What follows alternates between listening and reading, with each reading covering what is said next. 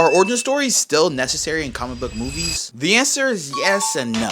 Let me explain. I think origin stories are still necessary for niche characters or characters that the majority doesn't know their background, family life, how they got to said location, powers, motivations, or simply don't know who they are. The two biggest superhero films of this year, Superman and Fantastic Four, are not origin stories. This is because we already know and seen how they got their abilities, where they are located, their villains, and their motivations through old films, TV shows, cartoons, and comics. So many iterations of these characters is what builds the base foundation of who they are and what the potential story will be about and adapt. Let's say DC and Milestone work it out and they decide to add Static to the DCU. I think he's a character that deserves an origin story movie rather than jumping straight into his respective heroism. There are so many compelling things about Static, like his charisma, how he treats others, the city and culture of Dakota, the gang and gun violence he gets involved in, his deceased mother being a big internal conflict that he needs closure with, his power, skill sets, and way more. These are all things that would engage and resonate with most audiences and get people interested in the character of Static. And same goes for many characters across Image, Marvel, DC, and Milestone. Now sure, we shouldn't oversaturate film slates with just origin stories, but out of the few characters these studios want to introduce, I do think an origin story is required, or at least a way to tell or mention their origin stories throughout different projects. Kind of how Phase 1 introduced Hawkeye and Black Widow without giving them origin stories, but they fleshed out their origin throughout different projects. Let me know if you guys think comic book origin story movies are required from here on out.